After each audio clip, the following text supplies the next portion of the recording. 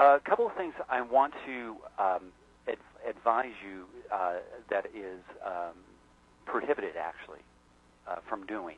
Two things only. And then we'll get into all the things you can do, okay? But let's cover those two things as they're very important. The first thing is to never close your eyes when you're doing the testing.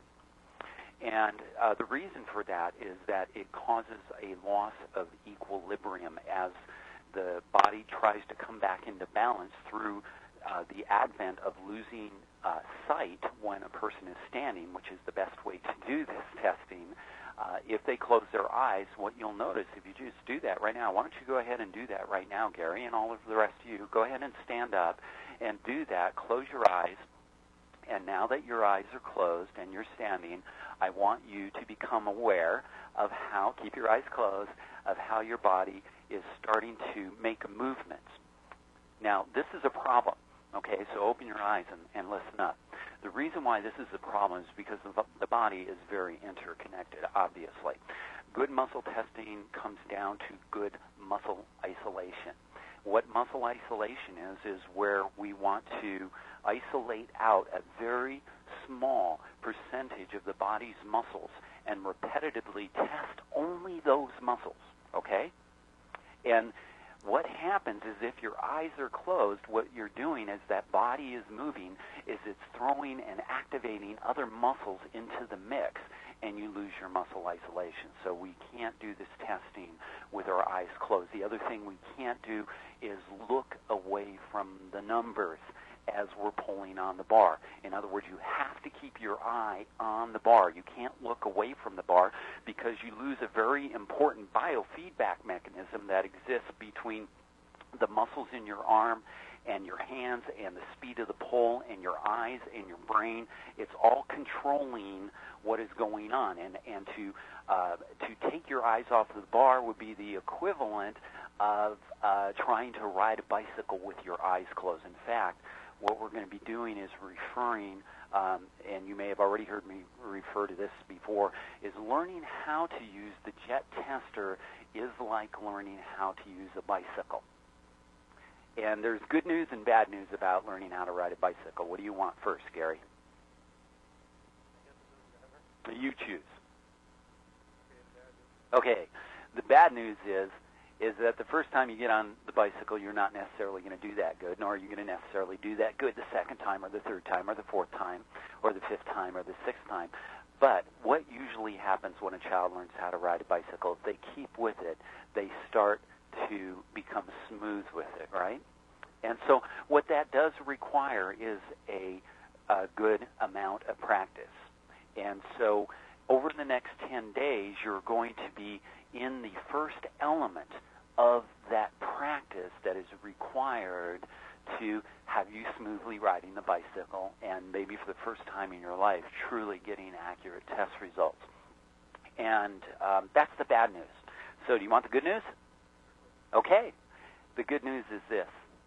Have you ever noticed how you've never had to learn how to ride a bicycle again?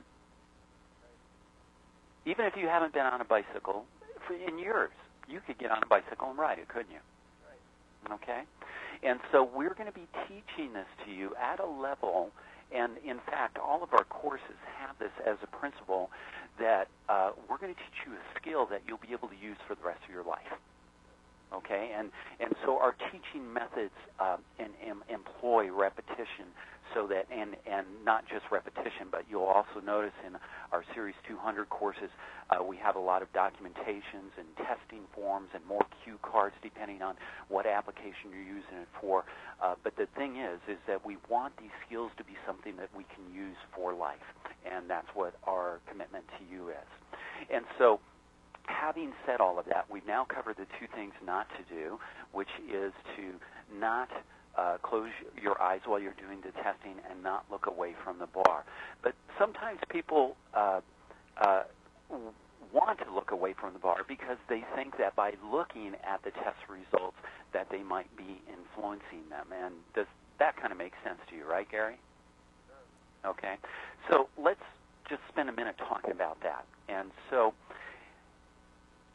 if we understand from a purely physiological perspective that there is only a given amount of energy in any given muscle group at any given time of day. There is a certain amount of disposable energy, and that's all there is to it. Then it doesn't matter if we look at the numbers, because there's still going to be the same amount of disposable energy within that muscle group. Does that make sense so far? Okay. So if we're looking at the numbers, it is not causing more disposable energy. And in fact, that is a false belief. And so the first thing for us to recognize is that it is a belief that really has no bearing from a physiological perspective. But here's how it is that the numbers can influence your test results. If you hold the belief that looking at the numbers is going to influence your test results, then through the power of the mind, you can actually create that outcome. By adding more energy or just having detracting energy? If you have limited energy, can you add more there?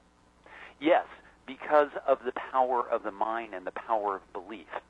And so what that does is it adds more energy, or it takes away more energy, but more importantly, it influences the energy. And so the simple way to deal with that belief is to recognize its falseness, that there is only a certain amount of disposable energy available within the muscle, and that's all there is.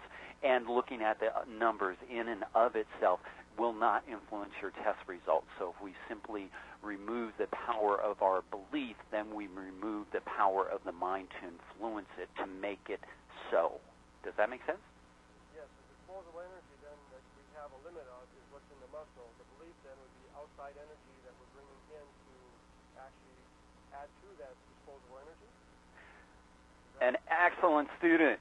You hit the nail right on the head. That was perfect. So what we're doing is we're removing the ability to bring energy in by removing our belief in it. Okay? All right, very good. Okay, so now that we got that down, let's talk about how to pull on this bar. So Gary and all of you, what I want you to do next is pick up your handy-dandy tester. And this thing has been called a number of different things, and what we're going to call it is the tester. And as we take a look at this and we pull on the tester, we want to make sure that our left hand is on the side of the bar that says pull, and our right hand is on the side of the bar that has the stop sign on it. Okay? All right. And so now let's go ahead and hold this tester in your hand. Go ahead and stand up. And I want you to hold on to it like you were holding on to the handlebars of a bicycle. So here we are. And at this point, we're going to start off by drawing it back towards the abdomen until we're actually touching the belly button. And this is what we call the resting position. I'll tell you a little bit more about that. And from this position, what we're going to do now is push it straight out in front of us, keeping it at the same height as the navel until our arms straighten out. And now that the arms are straightened out, I want you to focus next on your elbows and straighten them out just a little bit more. Slightly hyperextend the muscle area, and we don't want to overextend it. Just a slight hyper extension there to where you feel that tension. And in that moment, I want you to now lock those elbows into place and notice the tension in your elbows, because as we pull on the bar, we want to make sure that we keep those elbows in that locked position. So can you feel that there, Gary?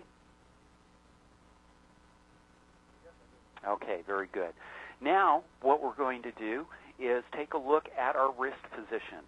The wrist position is fine where it's at. The main thing is don't feel like you have to rotate it up or rotate it down. Just in the natural position for you is going to be fine. And so at this point, what I want you to do, Gary, and all of you out there, is to give a nice, smooth, comfortable pull and then release